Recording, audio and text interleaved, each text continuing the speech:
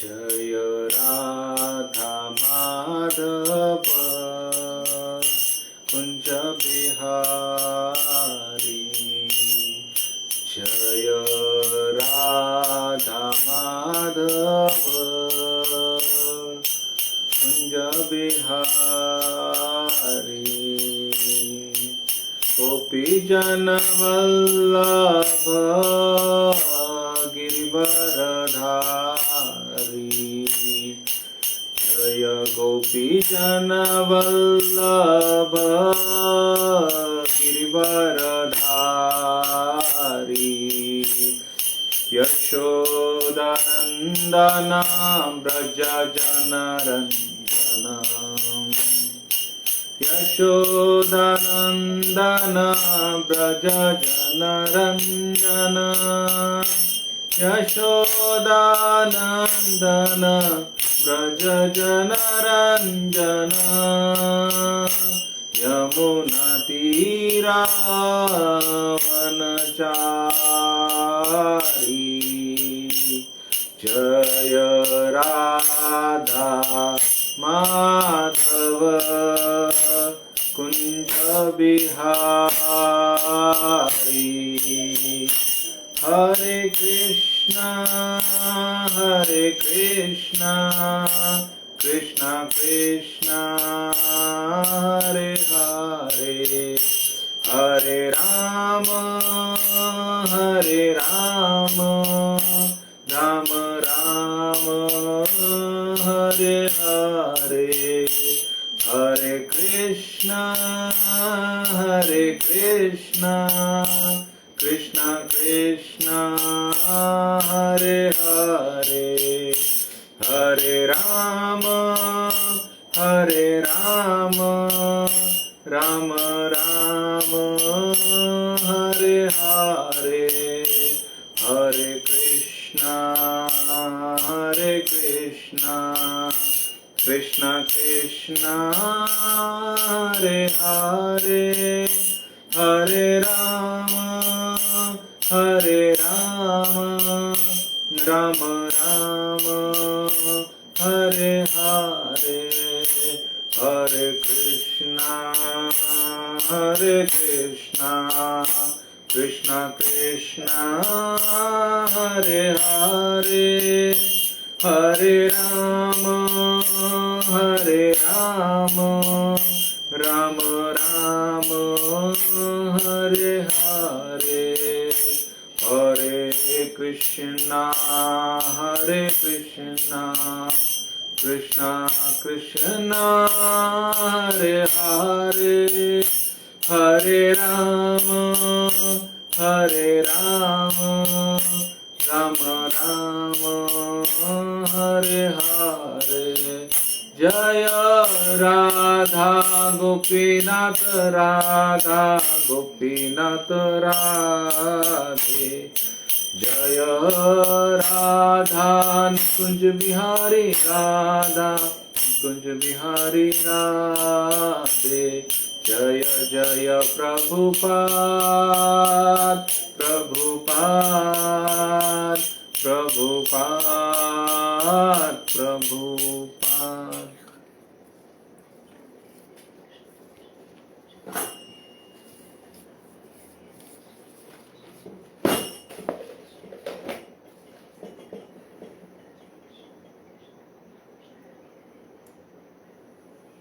हरे कृष्णा। ओम नमो भगवते वासुदेवाय। ओम नमो भगवते वासुदेवाय।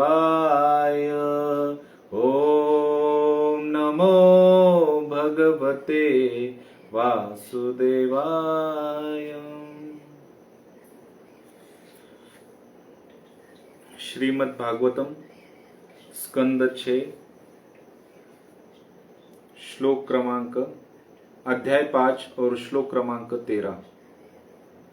पुमान नैव एति यद्गत्वा बिलस्वर्गं गतो यथा प्रत्यगमाविद इह किमा सत्कर्म भवेत।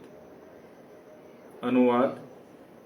नारद मुनि ने वर्णन किया था कि एक बिल या छेद है जिसमें से प्रवेश करने के बाद व्यक्ति वापस नहीं लौटता। हर्यश्वो ने इस दृष्टांत का अर्थ समझ लिया। पाताल नामक निम्न ग्रंथ मंडल में प्रवेश करने वाले व्यक्ति को शायद ही कभी वापस लौटते देखा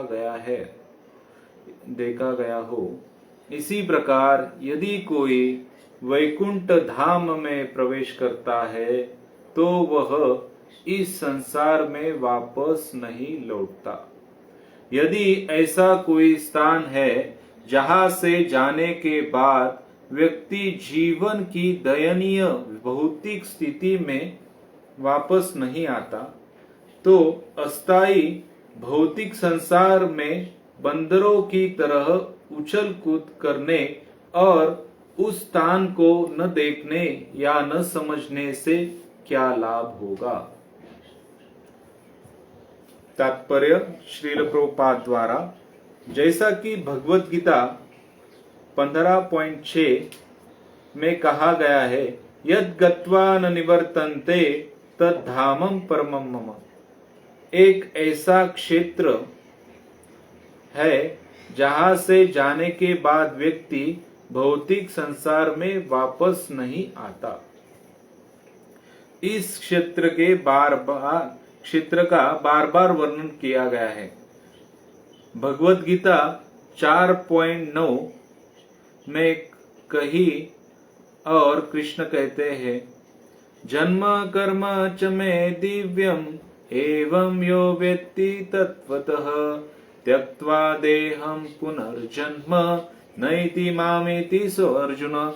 हे अर्जुन, जो व्यक्ति मेरे स्वरूप और कर्मों की दिव्य प्रकृति को जानता है, वह शरीर त्यागने के बाद इस भौतिक संसार में पुनः जन्म नहीं लेता, अपितु मेरे शाश्वत धाम को प्राप्त होता है। यदि कोई कृष्ण को ठीक से समझ सके, जिन्हें पहले ही सर्वोच्च राजा के रूप में वर्णित किया गया है, तो वे अपना भौतिक शरीर त्यागने के बाद यहाँ वापस नहीं आते हैं। इस तथ्य का वर्णन श्रीमद् भागवतम के इस श्लोक में किया गया है। पुमान वेति यद् गत्वा, वह इस भौतिक संसार में वापस नहीं लौटता, बल्कि ज्ञान का एक शाश्वत आनंदमय जीवन जीने के लिए वापस भगवान के पास लौटता है। लोग इसी की परवाह क्यों नहीं करते? इस भौतिक संसार में फिर से जन्म लेने से क्या लाभ होगा? कभी मनुष्य के रूप में, कभी देवता के रूप में और कभी बिल्ली या कुत्ते के रूप में। इस तरह से समय बर्बाद करने से क्या लाभ है? कृष्ण ने भगवत गीता 8.15 में बहुत स्पष्ट रूप से कहा है, माम उपेंत पुनर्जन्म दुःखालयम अशाश्वतम नाप्नुवन्ति महान मनः संसिद्धि परमं गतः। मुझे प्राप्त करने के पश्चात भक्ति में योगी महात्मा इस दुखों से भरे हुए इस क्षणभंगुर संसार में कभी नहीं लौटते, क्योंकि उन्होंने सर्वोच्च सिद्धि प्राप्त कर ली है। मनुष्य का वास्तविक उद्देश्य जन्म मृत्यु के चक्र से मुक्त होना तथा आध्यात्मिक जगत में परम राजा के साथ रहकर जीवन की सर्वोच्च सिद्धि प्राप्त कर लेना होना चाहिए। इस श्लोक में दक्ष के पुत्र बार बार कहते हैं कि असत्कर्म भवेत, अस्थायी सकाम कर्मों का क्या उपयोग है। ओम ज्ञानतिमिरन्धस्य ज्ञानाञ्जनशलाकया चक्षुरुन्मीलितं येन तस्मै श्रीगुरुवे नमः। श्रीचैतन्यमनोभीष्टं स्थापितं येन भूतले स्वयं रूप कदा मह्यं ददाति स्वपदान्तिकम् वन्देऽहं श्रीगुरु श्रीयुतापदकमलं श्रीगुरुं वैष्णवांश श्रीरूपं साग्रजातं सहगण रघुनाथान्वितं तं सजीवं साद्वैतं सावधूतं परिजनसहितं कृष्ण चैतन्य देवं श्रीराधा कृष्ण पदान् सहगण ललिता श्री विशाखान्वितांश नमः ओं विष्णुपदाय कृष्ण पृष्ठाय भूतले श्रीमते भक्तिवेदांत स्वामी निति नामिने नमस्ते सरस्वती देवे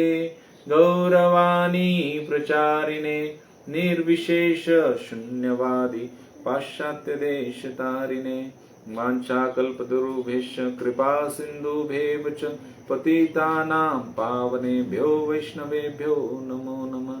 जय श्री कृष्ण चैतन्य प्रभु नित्यानंद श्री अद्वैत गदाधर श्रीवासादि गौर भक्त वृंद। हरे कृष्णा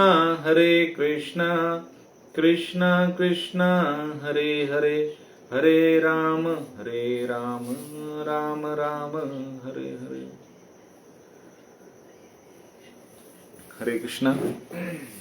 तो सभी का स्वागत है इस भागवतम कक्षा में। आज हम छठे स्कंद से 5वां अध्याय और 13वां श्लोक यह देख रहे हैं। यह एक बहुत ही महत्वपूर्ण श्लोक है जहाँ पर भगवान के धाम के महिमा का वर्णन किया गया है।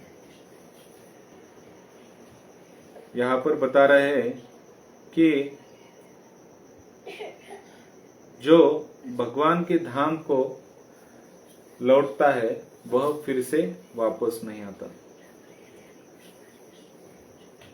तो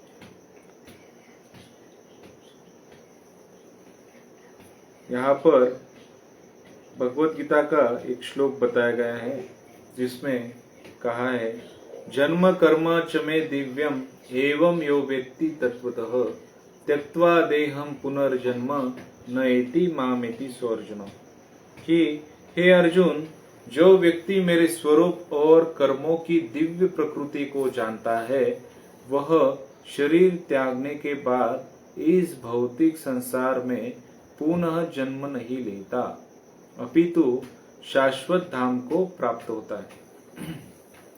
तो जो कोई भगवान के जो दिव्य लीलाएं हैं और भगवान की जो अवतारण लीलाएं हैं उनको जो जानता है वह इस भौतिक संसार में फिर से नहीं पड़ता और भगवान के धाम को जो है वापस आता है।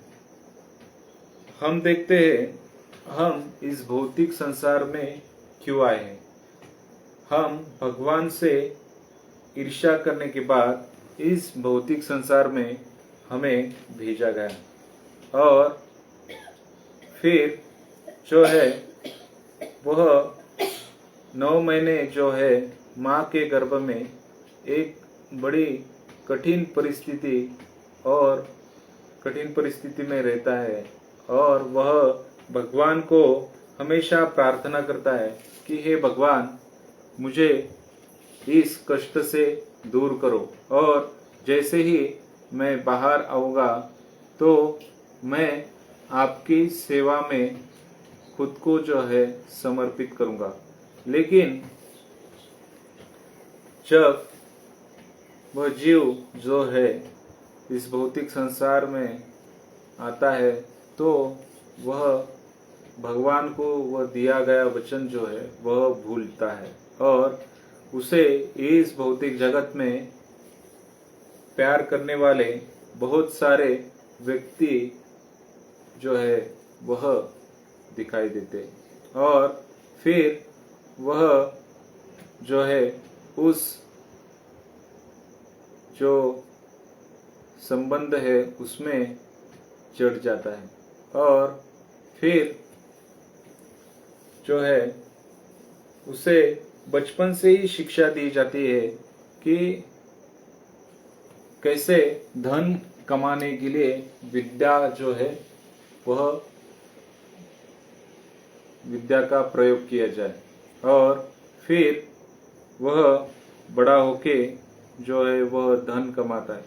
गृह, क्षेत्र, सूत, आप्त और वित्त, इसे भागवतम में वर्णन है कि फिर वह बड़ा होने के बाद गृह यानी वह एक घर का प्रबंध करता है, और वह घर लेने के लिए फिर वह कर्जा लेता है, और फिर जीवन भर से वह चुकता करना पड़ता है। फिर गृह, क्षेत्र, क्षेत्र यानी कुछ जमीन कुछ लेता है। सूत से पुत्र होते हैं, आप्त अनेक नातेवाईक, और फिर वित्त, इस बंधन में जो है वह गिर जाता है, और फिर वह जो है वह भूल जाता है कि हम यह शरीर नहीं, हम आत्मा है।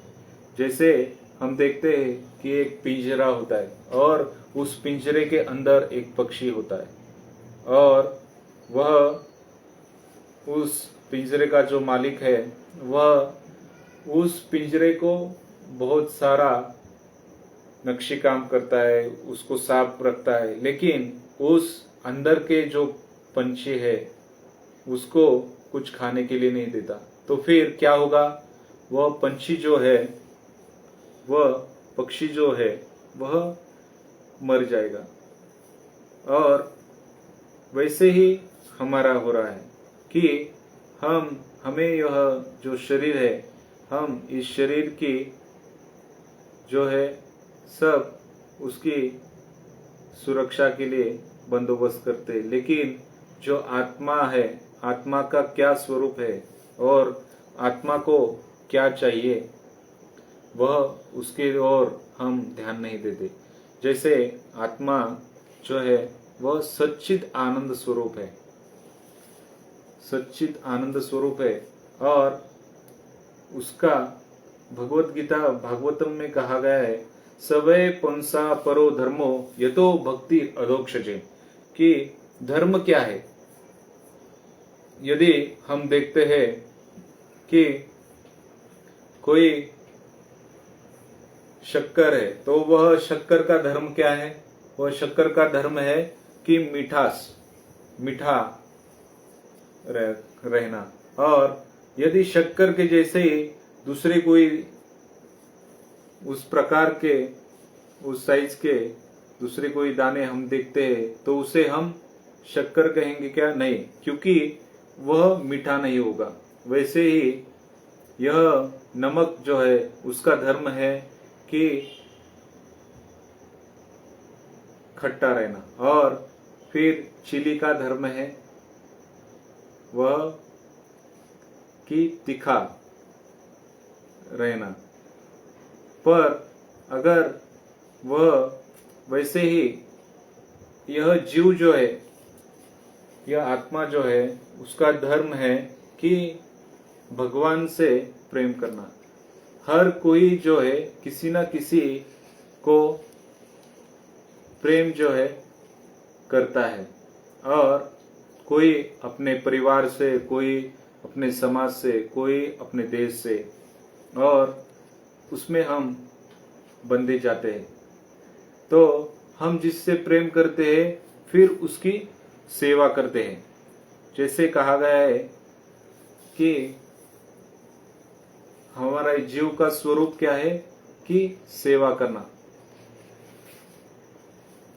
लेकिन हम जो है वह सही जो सेवा करने के योग्य है, जो कि भगवान, उनकी हम सेवा न करते हुए अन्य लोगों की सेवा करते हैं। इसलिए हमें जो संतुष्टि का अनुभव रहना चाहिए वह संतुष्टि का अनुभव नहीं आता, क्योंकि हम भगवान की जो है वह सेवा नहीं करते। प्रभुपाद कहते हैं कि डिवोशनल सर्विस यानी प्रेममयी भक्ति। तो हम अगर भगवान से प्रेम में संबंध अगर स्थापित करते हैं तो हम भगवान की ओर आकर्षित होते हैं।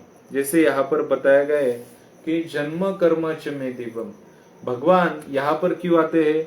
क्योंकि हम जैसे जो जीव है जो इस भौतिक सागर में बहुत कष्टमय स्थिति में है और उन्हें फिर से अपने धाम ले जाने के लिए भगवान यहाँ पर आते हैं।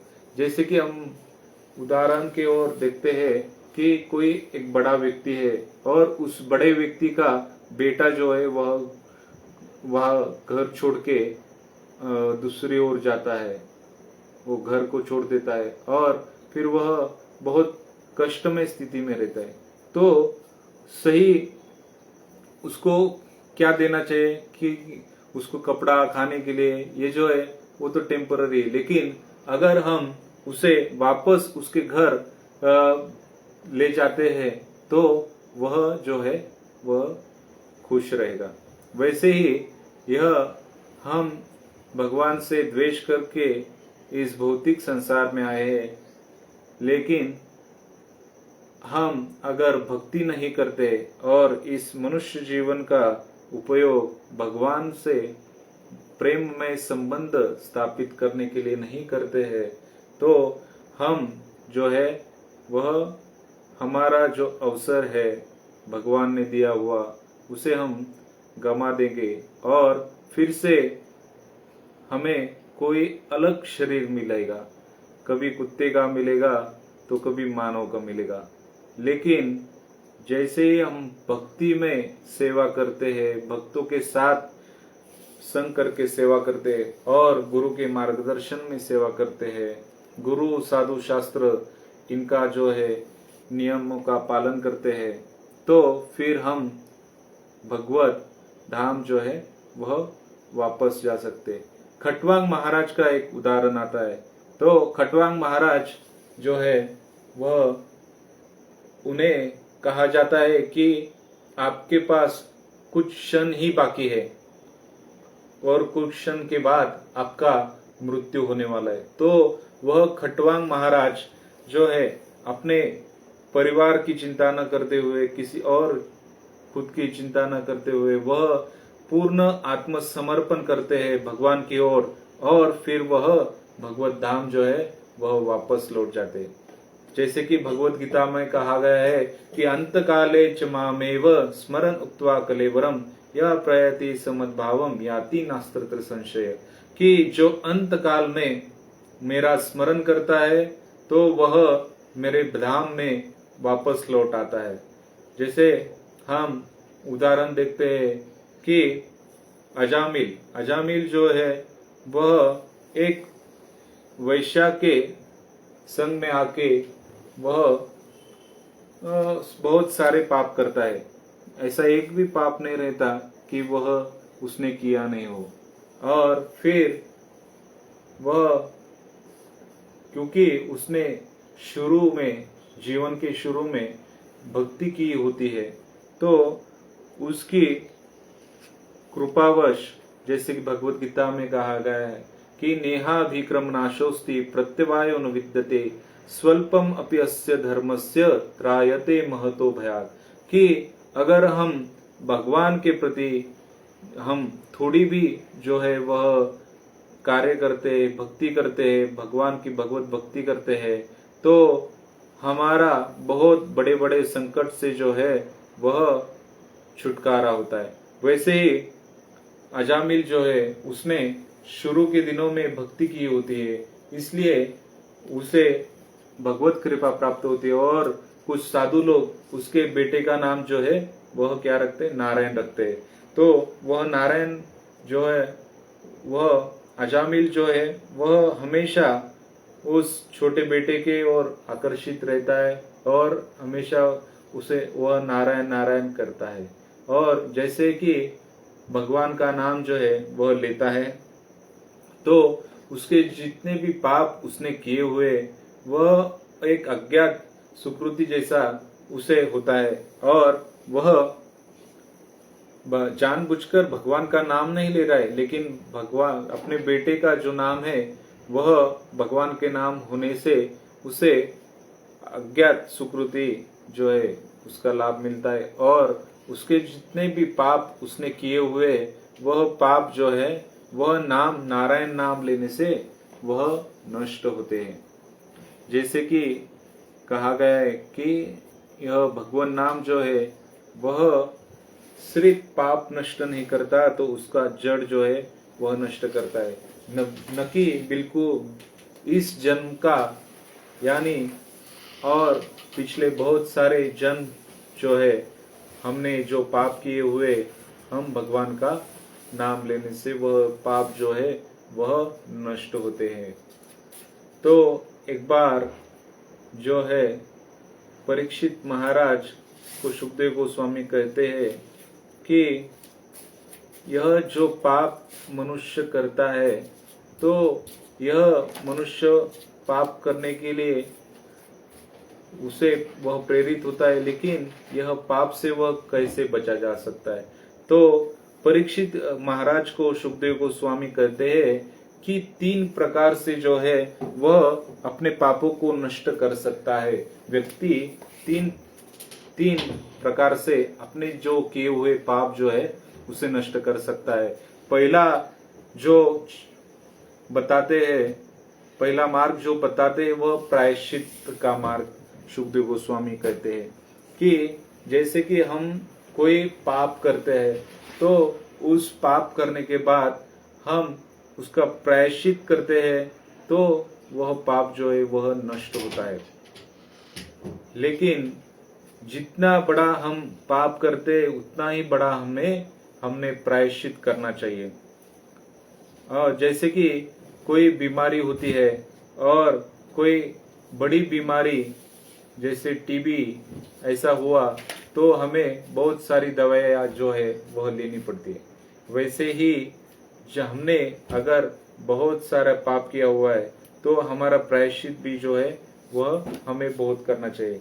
लेकिन फिर आगे बताते हैं जैसे कि हाथी स्नान जैसा नहीं होना चाहिए। कि हाथी कैसा करता है कि एक सरोवर में जाता है, वह अपने शरीर को जो है पानी से स्वच्छ करता है, लेकिन बाहर आने के बाद फिर से मिट्टी जो है वह अपने शरीर के ऊपर लेता है। वैसे ही अगर हम जो है प्रायश्चित करते हैं, लेकिन फिर से वह प्रायश्चित करने के बाद अगर हम पापमय कार्य में लगे हुए रहते हैं, तो उसका कोई हमें जो है फायदा नहीं होगा। तो फिर जो सुखदेव गोस्वामी है वह आगे चलकर बताते हैं कि प्रायश्चित से ऊपर क्या है, ज्ञान है। जैसे कि कोई एक चीज है, उसमें अगर करंट होता है, तो अगर हमें पता चलता है कि उसमें करंट है, तो हम उसे हाथ नहीं लगाएंगे। यह ज्ञान है। जैसे कोई दूध है, वह बहुत गर्म है, तो हम उसे जल्दी नहीं पिएंगे, क्योंकि हमें ज्ञान है कि वह जो है वह गर्म है। लेकिन अगर हमें वह ज्ञान नहीं होगा, तो हमें उसका कष्ट हो सकता है। वैसे ही अगर हमें भगवत ज्ञान जो है, भगवान के बारे में अगर ज्ञान होता है, हमारे भगवान और हमारे बीच में क्या संबंध है, जीव क्या है, प्रकृति क्या है, यह काल क्या है, और भगवान को हम कैसे प्रसन्न कर सकते हैं, इसका ज्ञान अगर हमें होता है, तो यह प्रायश्चित के ऊपर है। लेकिन फिर आखिरी में सुखदेव गोस्वामी कहते हैं प्रायश्चित और ज्ञान से भी बढ़कर क्या है, भक्ति है। कले दोषे निदे राजन अस्ति एक महान गुण, कीर्तनाद एव कृष्णस्य मुक्त संग परम व्रजेत।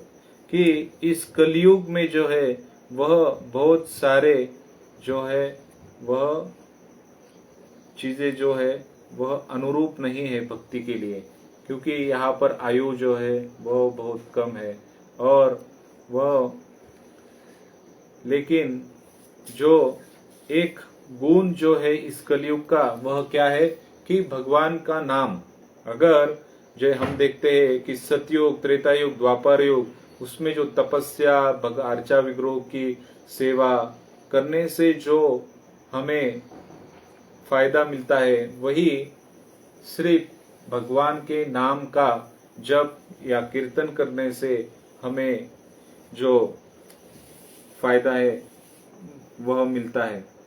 तो जैसे कि उदाहरण आता है कि कोहरा जो है वह सब, अभी ठंडी के दिनों में कोहरा रहता है, लेकिन जैसे ही सूरज जो है उगता है और तब यह कोहरा जो है वह नष्ट होता है।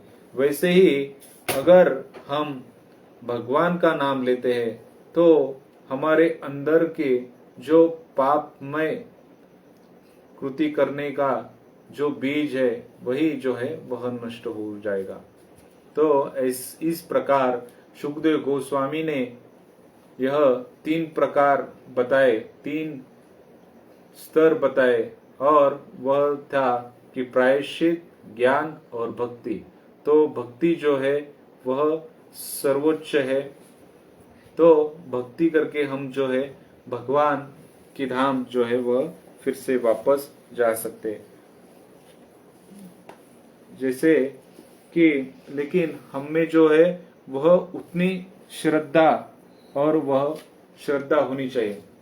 तो शास्त्र में उदाहरण आता है कि नारद मुनि जो है वह एक बार भ्रमण करते हुए पृथ्वी पर आते हैं और फिर उन्हें एक ब्राह्मण मिलता है और वह ब्राह्मण नारद मुनि से कहता है, नारद मुनि अब आप फिर यहाँ से पृथ्वी से कहाँ जाएंगे? तो नारद मुनि कहते हैं कि मैं भगवान के धाम जा रहा हूँ। तो वह ब्राह्मण नारद मुनि से कहता है कि आप भगवान से पूछिए कि मेरा जो है यह जन्म मृत्यु के चक्र से कब मेरा छुटकारा होगा और मैं कब आपके धाम वापस आऊंगा। तो नारद मुनि उसे ठीक कहते हैं और फिर बाद में आगे चलकर एक मोची जो है वह नारद मुनि को मिलता है और वह भी नारद मुनि से वही कहता है कि हे नारद मुनि, भगवान से कृपया आप पूछिए कि मैं आपके धाम कब वापस लौटूंगा। तो जैसे नारद मुनि भगवान के धाम जाते हैं तो वहां पर नारद मुनि भगवान से कहते हैं कि ऐसे ऐसे ब्राह्मण और मोची जो है वह मिला था और वह पूछ रहे कि आपके धाम फिर वह कब आएंगे। तो भगवान कहते हैं कि ब्राह्मण से कह दो कि उसे और बहुत सारे जन्म लगेंगे और बहुत सारे जन्म चक्र में उसे रहना पड़ेगा और अलग अलग जन्म लेने के बाद फिर वह वापस भगवत धाम आएगा। लेकिन मोची जो है वह इस जन्म के बाद ही मेरे धाम को वापस आएगा। तो नारद मुनि कहते ऐसा क्यों? तो वह कहते आपको वह निष्कर्ष मिलेगा, आप फिर से वही जाइए और उनको बताइए। तो उनको बताइए कि वो अगर पूछते हैं तो उनको बताइए कि भगवान क्या कर रहे थे। तो उन्हें बताइए कि भगवान एक सुई के नोक से हाथी को पार कर रहे थे, हाथी को डाल रहे थे, एक सुई के नोक से हाथी को डाल रहे थे। तो भगवान नारद मुनि थोड़ा आश्चर्यचकित होते और फिर वह पृथ्वी पर आते और ब्राह्मण से कहते कि आपको बहुत सारे जन्म लगेंगे भगवान के धाम वापस जाने के लिए। तो वह ब्राह्मण पूछता है, हे नारद मुनि, आप भगवान के पास गए थे तो मुझे बताइए कि भगवान क्या कर रहे थे। तो नारद मुनि कहते कि भगवान एक हाथी को सुई के नोक से उसके छेद में से हाथी को निकाल रहे थे। तो वह ब्राह्मण को उतनी श्रद्धा नहीं होती है, वह उसको उस पे हंसता है कि नहीं, आप भगवत धाम गए ही नहीं। तो फिर वह मोची के पास जाता है और मोची के पास जाने के बाद वह मोची उनसे पूछता है, उनको बताता है, नारद मुनि बताते हैं कि इस जन्म के बाद आप भगवान के धाम वापस लौट जाएंगे। और फिर वह मोची कहता है कि नारद मुनि कृपया बताइए कि मेरे भगवान जो है वह क्या कर रहे थे। तो वह कहते हैं कि एक सुई की नोक से वह हाथी को पार कर रहे थे। तो वह रोने लगता है, वह गदगद होता है और वो कहता है कि मेरे भगवान कितने महान हैं। तो नारद मुनि उनसे कहते हैं कि आपको यह पूरी श्रद्धा है कि भगवान ऐसा कर रहे थे, क्योंकि हाँ, सुई का नोक जो है वो बहुत छोटा होता है और हाथी बहुत बड़ा। तो वह कहता है क्यों नहीं, भगवान जो है वह पूरी सृष्टि का पालन करने वाले, सृष्टि का निर्माता है, तो वह ऐसा क्यों नहीं कर सकते। तो वह नारद मुनि को बताता है कि मैं जिस बरकत के पेड़ के नीचे बैठा हूँ, उसके बीज जो है, उसके बीज बहुत छोटे हैं, लेकिन इस बीज के अंदर एक बड़ा वृक्ष जो है वह भगवान के उस बीज में छुपा हुआ है। तो अगर इस छोटे से बीज में जो है इतना बड़ा वृक्ष है, तो क्यों नहीं भगवान जो है एक सुई के नोक से हाथी को पार क्यों नहीं कर सकते। तो इस प्रकार यह जो है वह श्रद्धा है, जिससे हम भगवान के ऊपर श्रद्धा रखकर जो है भक्ति अगर करते हैं तो हम फिर से भगवत धाम जो है वह वापस आते। तो शास्त्र में और एक उदाहरण आता है गजेंद्र हाथी का। गजेंद्र हाथी जो है वह अपने बाकी हाथियों के साथ वह स्नान कर रहा था एक सरोवर में। तो वह स्नान करते हुए एक मगर जो है वह उसके पैर को पकड़ता है, हाथी के पैर को पकड़ता है।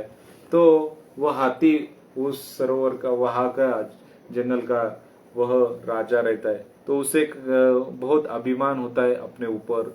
वह कहता है कि इस मगर को तो मैं एक पैर मार के उसे भगा दूंगा। और जैसे वह पैर को झटका मारता है, तभी भी वह मगर जो है, वह मगरमच्छ वहां से नहीं जाती और उसकी पकड़ जो है वह हाथी के पैर को और मजबूत करती है। तो हम देखते हैं कि मगर जो है वह पानी में रहने वाला है और हाथी जमीन पे रहने वाला। तो मगर की शक्ति जो है, मगरमच्छ की शक्ति पानी में बहुत ज्यादा होती है। तो वैसे ही हाथी को पकड़ता है और फिर वह हाथी के पैर से खून आता है कुछ भी। फिर वह बाकी के जो हाथी उसके साथ रहते हैं वह उसे छुड़ाने की कोशिश करते हैं, लेकिन वह मगरमच्छ बहुत ही ज्यादा करके उसको पकड़ा हुआ रहता है, तो वह उसे छोड़ नहीं सकता। तो फिर वह बाकी के हाथी जो है वह भी डर जाते हैं कि हमें भी यह मगरमच्छ काट न ले, हमें भी पकड़ न ले। तो वह बाकी के हाथी उस सरोवर से बाहर निकलते हैं। फिर वह जो गजेंद्र है, वह गजेंद्र उसके पिछले जन्म में वह एक राजा होता है, लेकिन कुछ ऋषि के शाप से वह भक्ति करते रहता है, लेकिन कुछ ऋषि के शाप से उसे हाथी का जन्म मिलता है। तो जो कि पहले जन्म में उसने भक्ति किया होता है, तो उसे वह श्लोक और वह भक्ति जो है वह उस कठिन समय में उसे याद आते हैं। और वह क्या करता है कि वह सरोवर में से एक कमल का पुष्प लेता है और भगवान की ओर वह पुष्प को ये करके उनकी स्तुति करने लगता है।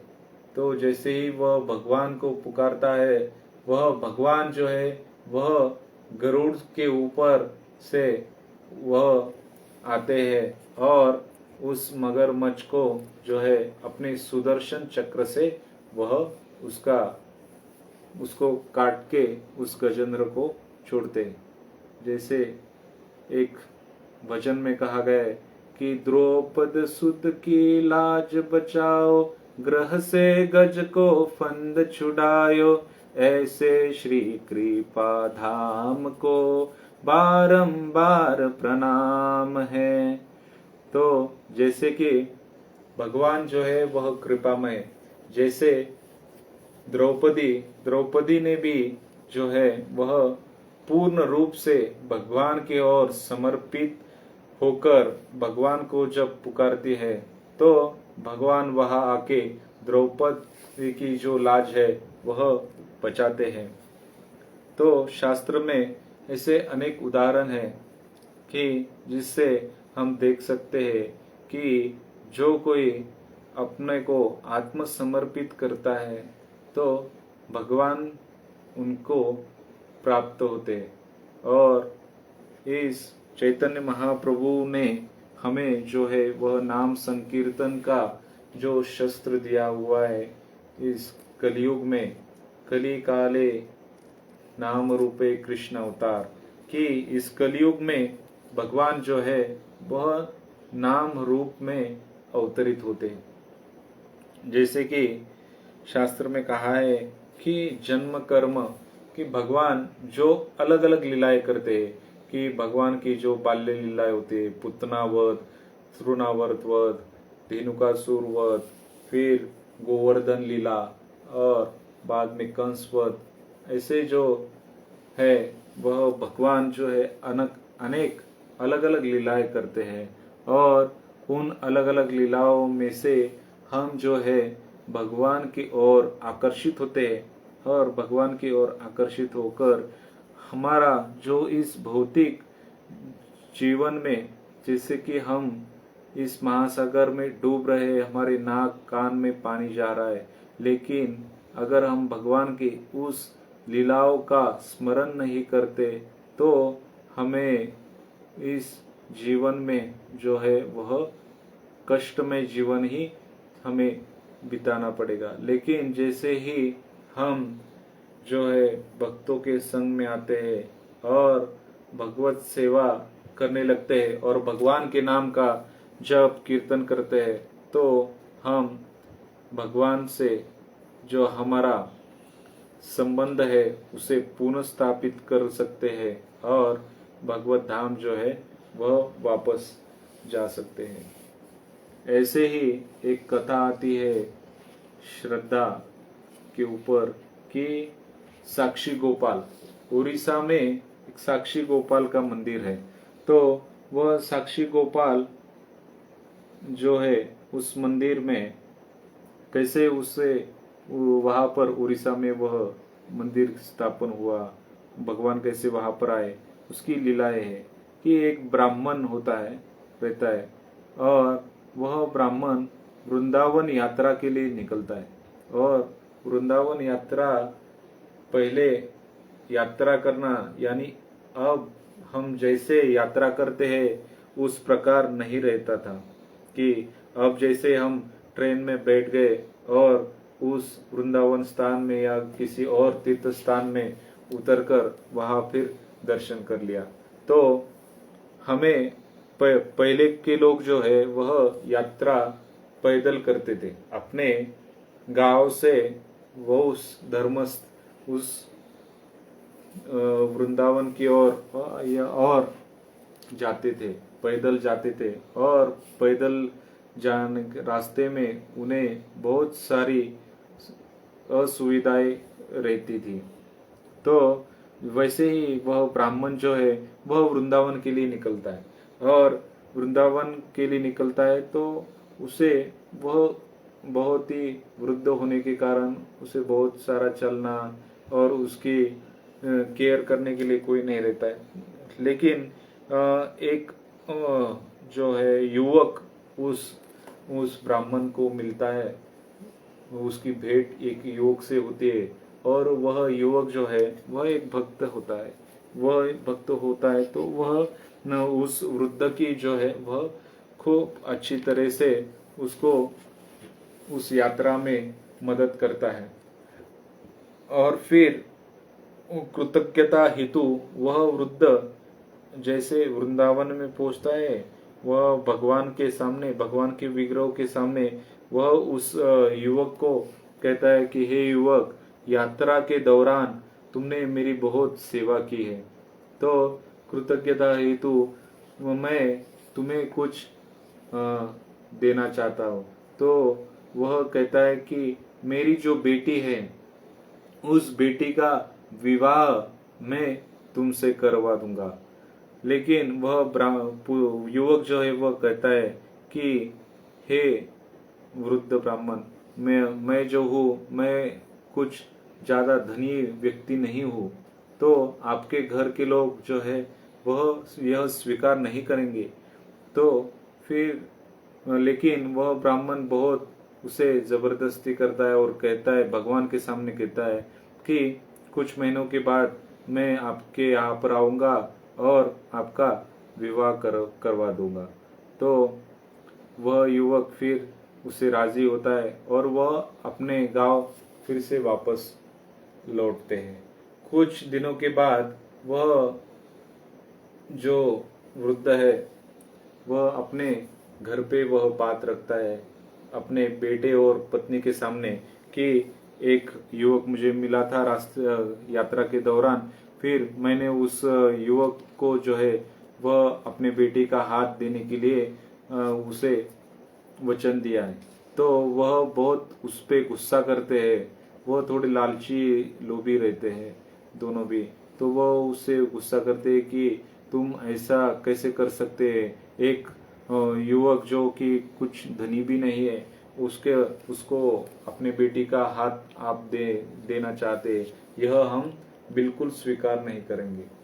तो क्या होता है, कुछ दिनों के बाद वह युवक जो है वह उस गांव में आता है फिर से, और उस वृद्ध को वह कहता है कि आपने भगवान के सामने मुझे वचन दिया था, कम से कम उस भगवान के सामने जो वचन का लाज जो है वह रखने के लिए तो भी आप इसे स्वीकार करिए। लेकिन वह उसकी पत्नी और बेटा जो होता है वह उस पे झगड़ा करने शुरू करते। तो वह पंचायत में जाता है झगड़ा, और वहाँ के लोग जो है पंचायती जो है वह कहते हैं कि इसका कोई सबूत है क्या, कोई उसका साक्षी है क्या। तो वह कहते हैं कि भगवान ही इसके साक्षी है। तो वह कहते हैं अगर भगवान यहाँ पर अगर आकर साक्ष्य देते हैं तो हम इस विवाह को मंजूर करेंगे और उस बेटी का हाथ आपके हाथ में देंगे। तो वह भक्त जो है वह फिर से वृंदावन जाता है, भगवान के सामने यह कहता है। तो भगवान भी उनसे बोलने लगते हैं। तो भगवान कहते हैं कि मैं तुम्हारे पीछे पीछे उस गांव तक चलूंगा, लेकिन मेरे पैंजन का जो है वह आवाज आपको आते रहेगा, लेकिन आपको पीछे मुड़ के जो है वह मुझे नहीं देखना है। तो वैसे ही करते हैं, वह युवक आगे चलता है और भगवान जो है वह साक्ष्य देने के लिए, उस भक्त के लाज रखने के लिए वह उसके पीछे पीछे चलता है। उसके भगवान के पैंजन का जो आवाज है उसको आते रहता है, लेकिन वह गांव के पास आने के बाद भगवान का जो पैंजन का आवाज है वह उसे सुनाई नहीं देता। तो उसे लगता है कि भगवान कहाँ गए। तो वह पीछे मुड़ के देखता है तो भगवान वहीं पर स्थित हो जाते हैं और आगे नहीं चलते। फिर वह युवक जो है वह गांव में जाता है और उस सब लोगों को इकट्ठा करके वहां पर लेके आता है। तो सब लोग आश्चर्यचकित होते हैं कि भगवान जो है वह वृंदावन से इस युवक के लिए साक्ष्य देने के लिए यहाँ पर आए हैं। तो ऐसा जो है श्रद्धा उसमें उस युवक में रहती है कि भगवान भी जो है वह साक्ष्य देने के लिए फिर वहां पर आते हैं और फिर बाद में उनका विवाह होता है। तो उस फिर मंदिर को, उस विग्रह को जो है वह नाम, उड़ीसा में अभी भी वह मंदिर है और उस मंदिर का नाम साक्षी गोपाल है। तो वह भगवान जो है वह उन्होंने वहाँ पर साक्ष्य दी, इसलिए उनका नाम जो है वह तब से साक्षी गोपाल होता है। तो ऐसे ही भगवान में हमारी अगर श्रद्धा होगी पूरी, गुरु साधु और शास्त्र में श्रद्धा होगी, तो हम जो है भगवत प्रेम की ओर जो है वह आकर्षित हो सकते हैं और हम भगवत सेवा करके भगवत धाम फिर से वापस जा सकते। जैसे भगवत गीता में कहा गया है, सततम कीर्तयन्तो माम एतन्तश्च दृढ़व्रता नमस्यन्नश्रम माम भक्त्या नित्ययुक्ता उपासते।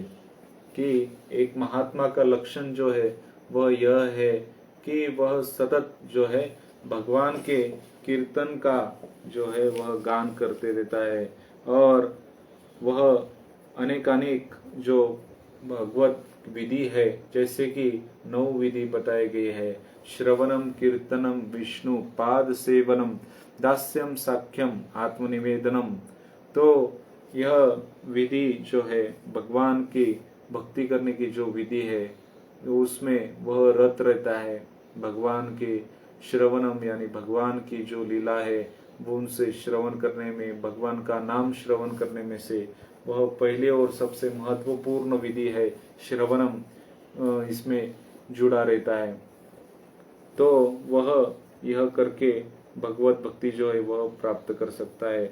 वह जो है वह एकादशी व्रत का पालन करता है और फिर वह जो विधि बताए गए हैं उन विधियों का वह पालन करता है और वह जो गुरु है वह गुरु का आश्रय लेकर उनकी मार्गदर्शन में भक्ति को जो है वह आगे बढ़ाता है। वही इस जीवन को जो है सफल बना सकता है और भगवत धाम को जो है वापस जा सकता है। तो यहाँ पर हम रुकेंगे। हरे कृष्णा।